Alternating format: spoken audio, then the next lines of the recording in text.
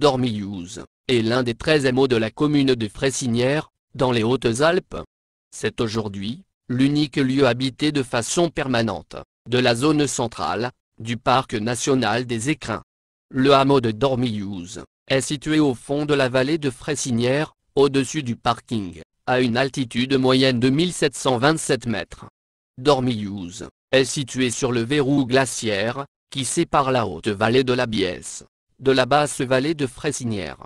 Les anciens avaient choisi cet emplacement, car il était protégé des avalanches, par le plateau des Clos, situé 500 mètres au-dessus, qui détournait les coulées de neige. Cette protection n'était cependant pas totale, car au cours de l'histoire, il n'est pas rare que des maisons aient été ensevelies par la neige, notamment aux Esclayers. La géologie de Dormillouz est relativement complexe, mais l'Atlas géologique des Alpes françaises en donne une excellente description, illustrée de photographies commentées et de coupes géologiques. Les origines historiques de Dormillouz sont très incertaines, tout comme d'ailleurs celles du toponyme. Tout ce que l'on sait avec certitude, c'est que le hameau était connu sous le nom de Dormilloza en 1401, et de Durmélo en 1488. La présence de l'homme est attestée depuis fort longtemps, sinon à Dormillouz même, du moins dans la haute vallée du torrent de Chichin, avant la cabane, et au Laozeron. Les découvertes réalisées, entre 1998 et 2003, par des chercheurs des universités d'York et d'Aix-en-Provence, ont permis en effet de découvrir des traces de la présence humaine, dès le néolithique. Le toponyme a très certainement pour origine le radical pré-indo-européen d'or, dur, montagne, roche, mais l'on ignore qui lui a donné ce nom. Selon certains, le hameau aurait été fondé au VIe siècle par les Lombards, qui le baptisèrent alors Dormil. Pour d'autres, ce nom dériverait de Dormillozac, qui signifie marmotte en provençal. Aucune preuve écrite ne permet d'attester de la présence des Lombards à Dormillouz, mais, quand on sait le nombre de fois qu'ils sont passés dans la région, on ne peut la rejeter a priori. Cette thèse paraît cependant peu crédible, car si l'on devait déduire du toponyme l'identité du fondateur, il faudrait alors admettre que les Lombards ont baptisé bien d'autres lieux. On rencontre en effet le nom Dormillouz ailleurs, dans la Valouise, pic de Dormillouz, près de Barcelonnette, batterie de Dormillouz, au Laos et Ubaye, près de Chamonix, crête de Dormillouz, et même en Italie, dans la Val di Susa, Cima Dormillouz. Quant à une dérivation du mot provençal, Dormillozac, cette hypothèse n'est pas non plus impossible, quand on connaît l'abondance de ce sympathique rongeur à Dormillouz. Mais, dans ce cas, il n'est pas interdit de penser que, marmotte ne se disant pas Dormilloza, mais muret, en patois en brunais, la personne ayant donné ce nom au lieu-dit, soit un berger provençal, les bergers de Provence, étant nombreux depuis fort longtemps, à faire transhumer leurs troupeaux, sur les pâturages d'altitude de la vallée.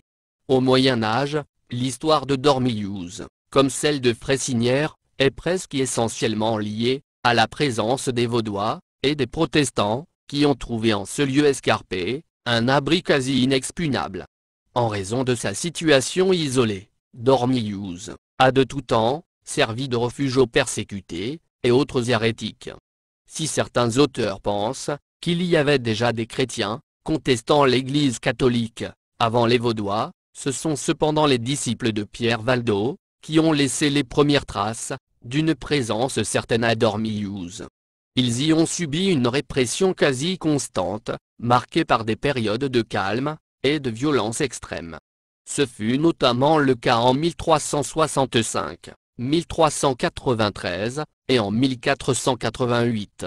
Ainsi, en avril 1488, dans une des dernières tentatives d'éradiquer les Vaudois, l'archevêque d'Embrun, Jean Bel, co-seigneur de Fressinière, envoya plus de 600 hommes dans la vallée. Ne pouvant lutter contre cette masse, les Vaudois se dispersèrent vers les points habituels de résistance, sur les hauteurs, notamment à la cabane de la Jaline, à 1h30 au-dessus de Dormillouz. C'est là que, dans un fenil, on dut garder un cadavre, pendant 3 semaines, sans pouvoir l'enterrer. Après quelques jours de résistance, tous les Vaudois se rendirent. Les Vaudois, s'étant ralliés à la Réforme, au début du XVIe siècle, les persécutions reprirent dans une région où s'affrontaient protestants et catholiques.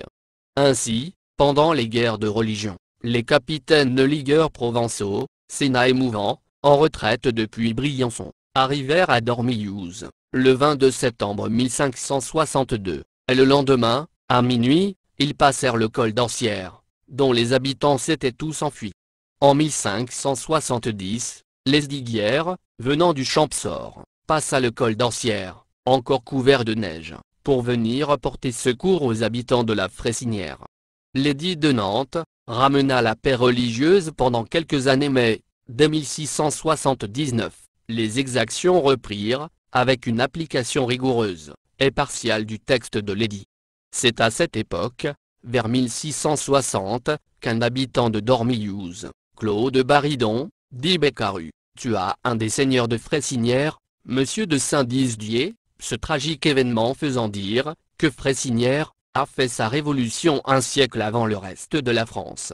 En effet, Monsieur de Saint-Dizier, ayant accaparé par faux témoignage la quasi-totalité des alpages de Val-Haute, privant ainsi les habitants de Fressinière d'une part essentielle de leurs ressources en herbage, plusieurs habitants décidèrent de lui donner une leçon, voire de l'éliminer.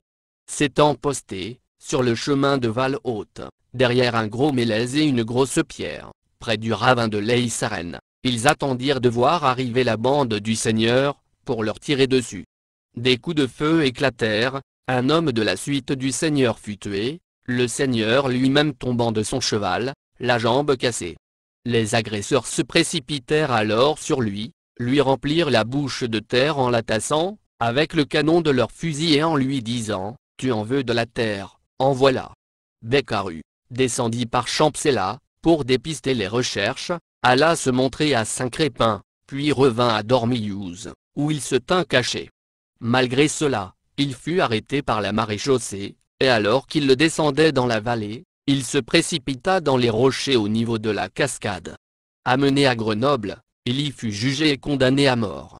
En 1685, le culte réformé, ayant été interdit, après la révocation de l'édit de Nantes, le temple de Dormillouz fut détruit, et le culte protestant interdit.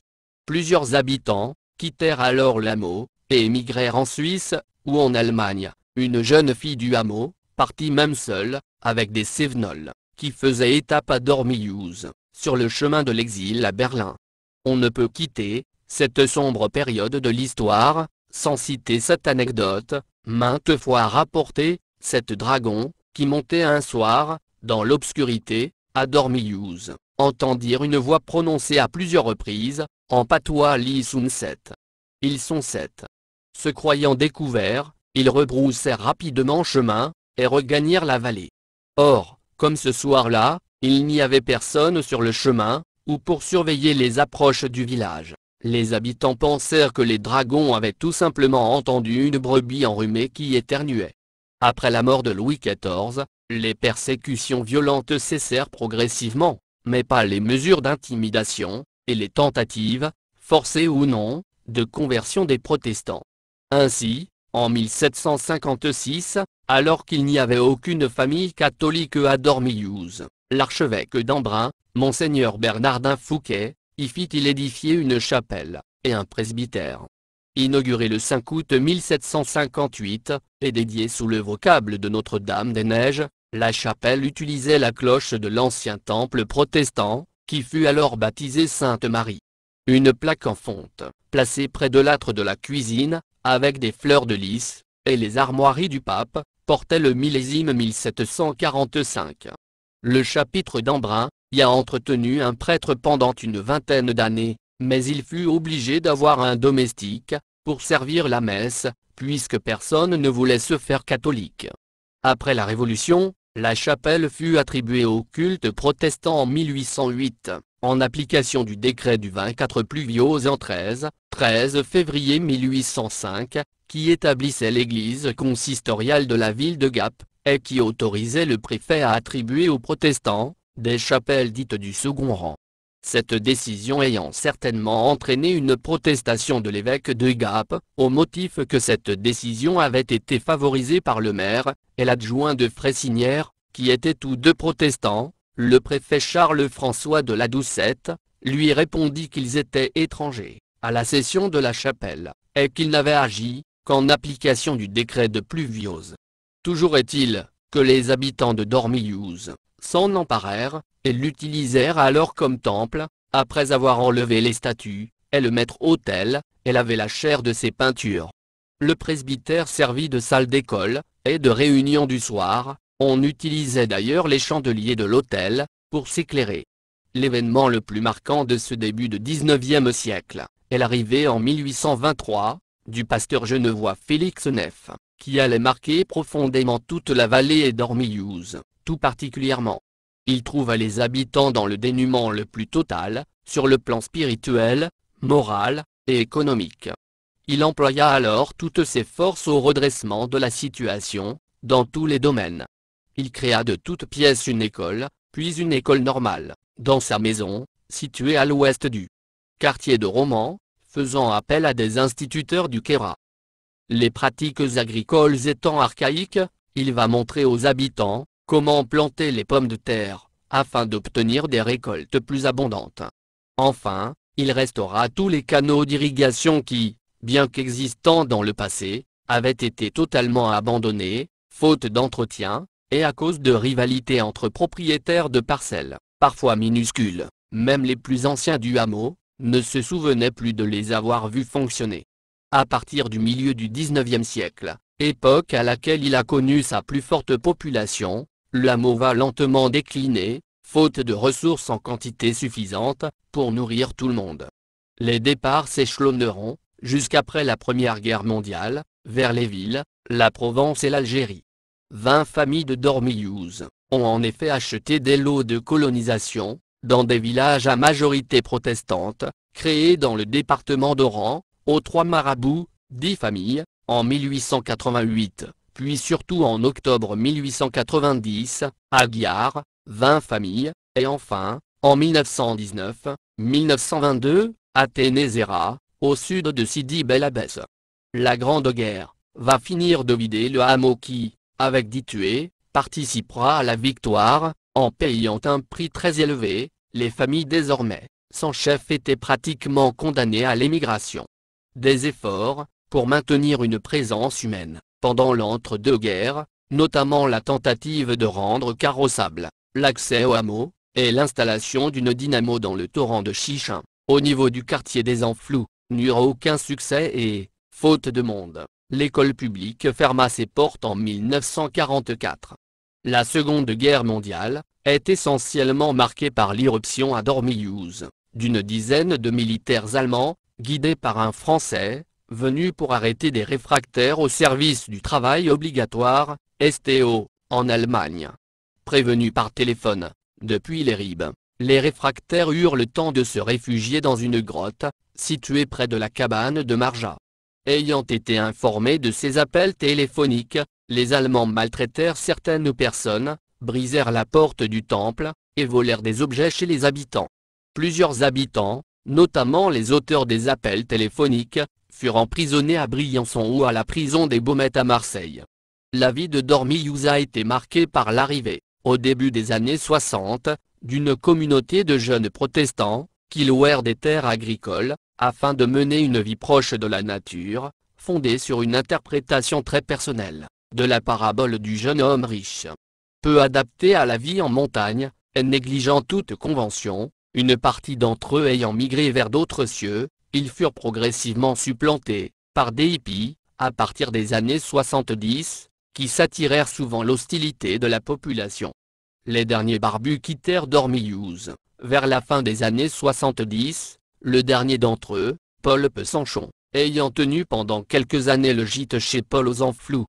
Depuis, le nombre d'habitants permanents n'a cessé de diminuer, ils ne sont plus que 2, en 1973. Aujourd'hui, en arrivant à Dormillouz, on ne distingue plus dans le paysage que le temple, avec l'ancienne école, et de part et d'autre, deux groupes de construction, les Enflous au sud, et Romans au nord. Au XIXe siècle, époque à laquelle la densité de la population était la plus forte, 300 habitants et 80 maisons, Dormillouz était cependant constitué de plusieurs quartiers bien distincts. S'étageaient ainsi, du sud au nord, les Enflous, la Miquelane, Trabarnéou, le Esclayer et enfin Romans, le dernier quartier sur la route traditionnelle du col d'Ancière. Ces quartiers étaient reliés entre eux par des chemins en pierre et qui ont quasiment disparu. Aujourd'hui, la plupart des maisons sont à l'abandon, ou en ruine, même si plusieurs ont été restaurées, par des descendants des anciens habitants du hameau, et que le parc national ait favorisé le développement du hameau, par l'aménagement d'un réseau d'évacuation des eaux vannes. Si l'on suit Florimond-Baridon, il y aurait eu également un château à Dormillouz. Il écrit en effet que les quartiers de la Lirette et de Prégautier appartenaient à Jean Oronce-le-Bout de Saint-Dizier, le seigneur de Fressinière, qui fut tué sur le chemin de Val-Haute, en 1660. Il précise qu'on pouvait encore voir en 1934, un pré large d'environ 3 à 10 mètres, qui contourne le tertre de la bâtie, et qui servait de promenade aux gens du château pendant l'été. Des fragments de céramique du XIVe siècle ont bien été découverts récemment en ce lieu, et de nombreux vestiges de construction, enclos, habitats, sont encore visibles, sur une terrasse en contrebas à Prégautier.